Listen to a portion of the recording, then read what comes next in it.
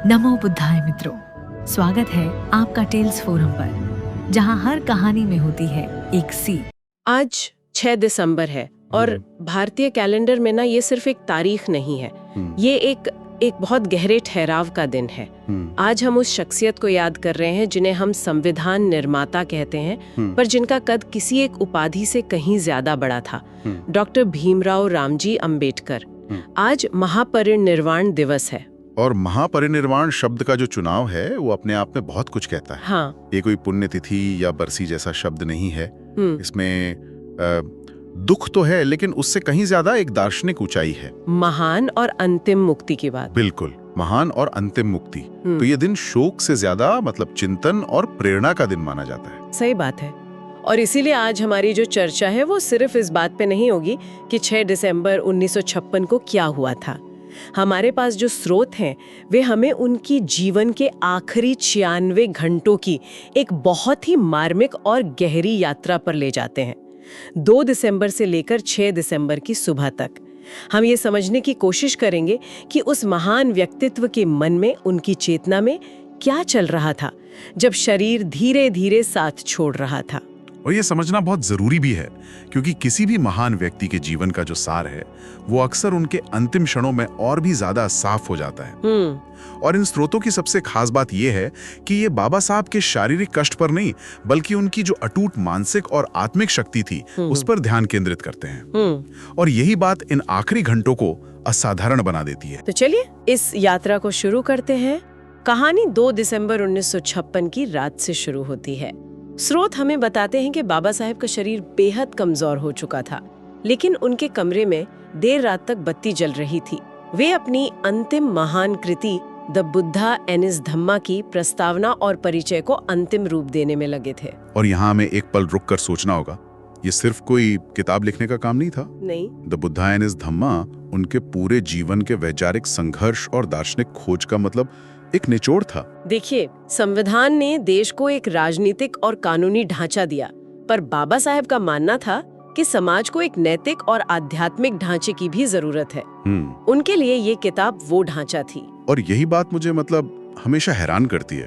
उन्होंने संविधान जैसा इतना मॉन्यूमेंटल काम पूरा कर लिया था, वो जाते तो आराम कर सकते थे, है ना? बिल्कुल। फिर इस एक किताब को पूरा करने की इतनी बेचैनी क्यों थी? ऐसा क्या था इसमें? आपने बहुत सही सवाल पूछा, क्योंकि वे जानते थे कि सिर्फ कानून बना देना काफी नहीं होता।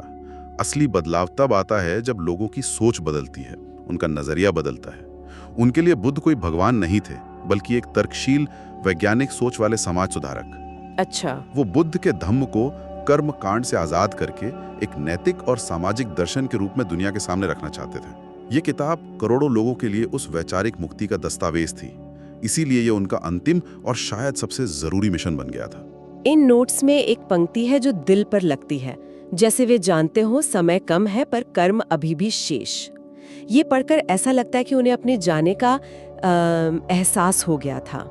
ये कैसी मानसिक स्थिति होगी जहां एक इंसान अपनी शारीरिक सीमाओं को जानते हुए भी घड़ी की सुइयों के खिलाफ एक दौड़ लगा रहा हो। यही तो उनके चरित्र की गहराई को दिखाता है।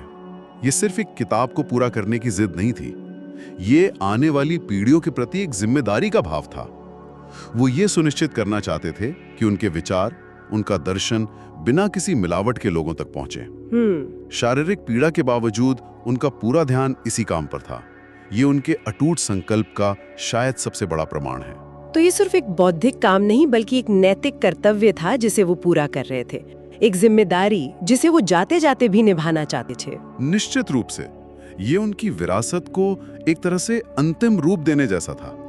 वे जानते थे कि उनके बाद उनके विचारों की कई तरह से व्याख्या की जाएगी। सही बात है। इसलिए वे खुद एक स्पष्ट दस्तावेज छोड़कर जाना चाहते थे। 2 दिसंबर की जो तस्वीर है, एक थके हुए शरीर की जो अपनी पूरी ऊर्जा विचारों को सहेजने में लगा रहा है, ये अगले 48 घंटों की भूमिका तैयार करती है। स्रोत बताते हैं कि 3 और 4 दिसंबर को उनका स्वास्थ्य बहुत तेजी से गिरने लगा। लिखा है, कदम धीमे हो गए, आवाज में थकान थी, पर मन अविचल था। मन अविचल था, अनवेवरिंग माइंड। ये 2 शब्द उनके पूरे जीवन का दर्शन है। जरा सोचिए, जिस इंसान ने बचपन से सामाजिक अपमान झेला हो, हर कदम पर जिसका रास्ता रोका गया हो, और अब बुढ़ापे में शरीर भी साथ ना दे रहा हो। उसका मन कैसे अविचल रह सकता है? इसका जवाब उनके उद्देश्य की स्पष्टता में छुपा है। मुझे इसी विरोधाभास ने सबसे ज्यादा सोचने पर मजबूर किया। एक तरफ शरीर है जो प्रकृति के नियमों से बंधा है, जो थक रहा है, जवाब दे रहा है, और दूसरी तरफ एक मन है, एक चेतना है जो इन सब सीमाओं से परे अब भी उतनी ही मजबूत, उतनी ही सक्रिय है। ये कैसे संभव होता है? मुझे लगता है कि इसका संबंध इस बात से है कि आपका मन किस चीज पर केंद्रित है। अगर ध्यान सिर्फ अपनी पीड़ा पर हो, अपनी कमजोरी पर हो, तो मन का टूटना तय है। लेकिन अगर आपका ध्यान किसी ऐसे लक्ष्य पर हो जो आपसे, आपके शरीर से, आपकी जिंदगी से भी बड़ा हो, तो शरीर की पीड़ा गौण हो जाती है, एक छोटी मोटी असुविधा जैसी लगने लगती है। उनका मन अपने शरीर पर नहीं, बल्कि उस किताब पर और उसके जरिए करोड़ों लोगों के भविष्य पर टिका था। और स्रोत में एक बहुत शक्तिशाली वाक्य है जो इसी बात को कहता है, शरीर रुकता है, विचार नहीं। ये सिर्फ एक लाइन नहीं, ये तो एक पूरा जीवन दर्शन है। बिल्कुल, ये हमें सिखाता है कि इंसान की असली ताकत उसके शरीर में नहीं, उसके विचारों की दृढ़ता में होती है। हम अक्सर महान हस्तियों को उनके बड़े बड़े कामों से याद करते हैं, संविधान बनाना, आंदोलन करना। सही। लेकिन उनके अंतिम दिनों की ये तस्वीर हमें उनके अंदर के उस इंसान से मिलाती है जो चुपचाप, बिना किसी शोर के, अपनी सबसे बड़ी लड़ाई लड़ रहा था, अपने शरीर के खिलाफ और समय के खिलाफ। इसके बाद 5 दिसंबर का दिन आता है और यहाँ कहानी एक बहुत ही दिलचस्प मोड़ लेती है। स्रोत बताते हैं कि उस सुबह वो बहुत थके हुए थे, लेकिन उनके चेहरे पर एक अजीब सा सुकून था। जो शब्द इस्तेमाल हुए हैं वो है जैसे जीवन का हर अध्याय पूरा हो चुका हो। ये सुकून या शांति वाली बात थोड़ी चौंकाती है। एक ऐसा इंसान जिसका पूरा जीवन संघर्ष में बीता हो, उसे अंत में शांति कैसे मिली होगी? ये एक बहुत गहरा सवाल है। ये वो शांति नहीं है जो हार मान लेने से आती है, नहीं। ये उस योद्धा की शांति है जिसने अपना हर युद्ध पूरी ईमानदारी और साहस से लड़ा है, और अब उसे लगता है कि जो कुछ भी उसकी शक्ति में था उसने कर दिया है। अच्छा। अब परिणाम भविष्य के हाथ में है। ये एक तरह की मुकम्मलियत का, एक कंप्लीशन का एहसास है। जीवन का हर अध्याय पूरा हो चुका हो। इस पंक्ति का वजन बहुत ज्यादा है। इसका मतलब है कि उन्हें कोई पछतावा नहीं था, कोई अधूरापन महसूस नहीं हो रहा था। हाँ, चाहे वो संविधान का निर्माण हो, हिंदू कोड बिल के लिए उनका संघर्ष हो, या फिर धम्म की ओर उनका वैचारिक सफर हो, उन्हें ये तसल्ली थी कि उन्होंने अपना काम कर दिया है। हाँ, और ये गहरी संतुष्टि से आता है। जब कोई व्यक्ति अपने जीवन के उद्देश्य को पा लेता है और उसे पूरा कर देता है, तो उसे खास तरह की शांति मिलती है।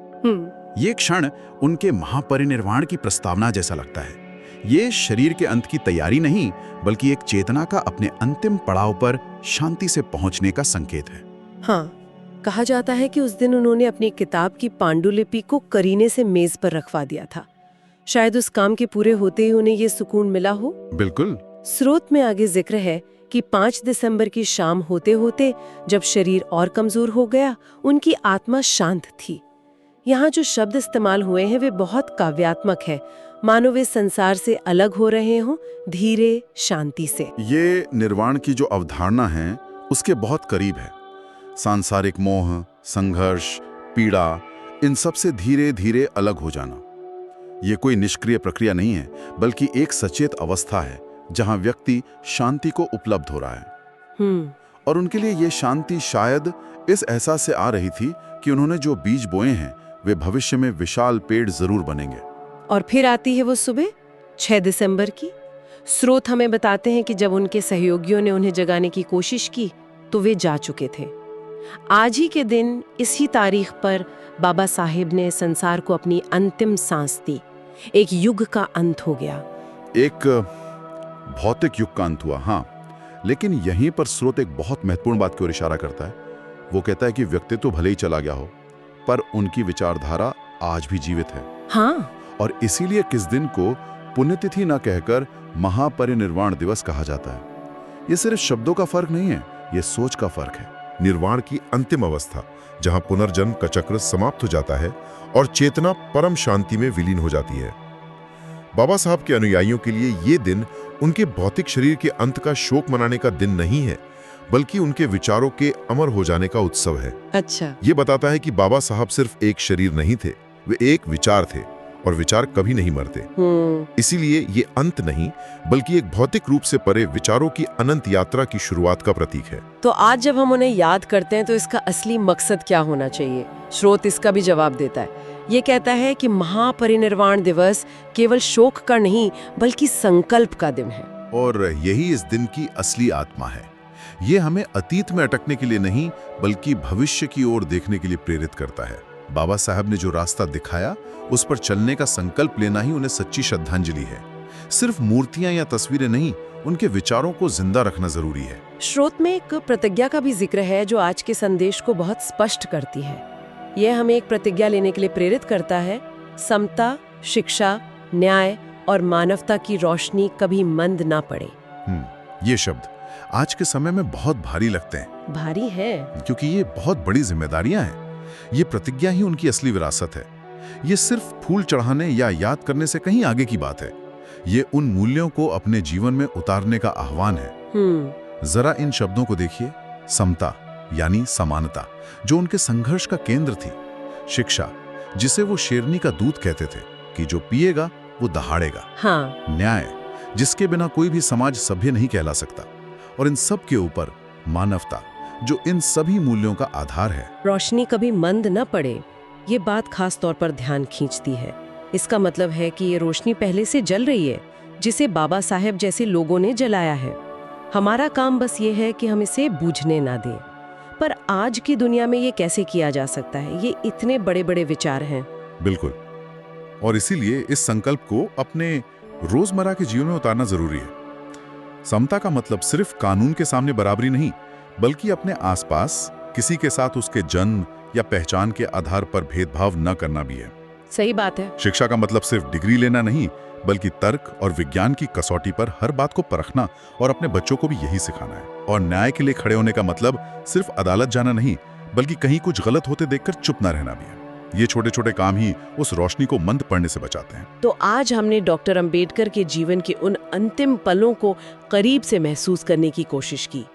2 दिसंबर की रात के अथक परिश्रम से लेकर 5 दिसंबर की शाम की गहरी शांति तक हर पल उनके असाधारण व्यक्तित्व की एक नई परत खोलता है। ये एक ऐसी कहानी है जो हमें सिखाती है कि जीवन की सार्थकता उसकी लंबाई में नहीं, बल्कि उसके उद्देश्य में होती है।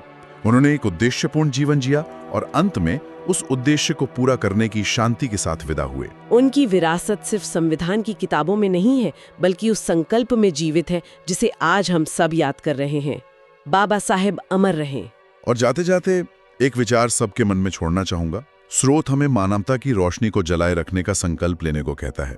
हम अक्सर बड़े बदलावों का इंतजार करते हैं, लेकिन सोचने वाली बात यह है कि वो कौन सा एक छोटा रोज का काम हो सकता है हमारे दफ्तर में, हमारे घर में, हमारे दोस्तों के बीच, जिसे करके कोई भी इंसान इस महान रोशनी में अपनी तरफ से तेल की एक बूंद डाल सकता है। शायद इस सवाल का जवाब खोजना ही बाबा साहेब को आज के दिन की सबसे सच्ची श्रद्धांजलि होगी। बाबा साहेब का जाना एक युग का अंत था, पर एक नई चेतना की शुरुआत भी। दीपक बुझ गया पर रोशनी अमर हो गई। आइए उनके अधूरे सपनों को अपनी कोशिशों से पूरा करें। यही उस महामानव को हमारी सच्ची श्रद्धांजलि होगी। नमन। जय भीम, जय संविधान। नमो बुद्धाय।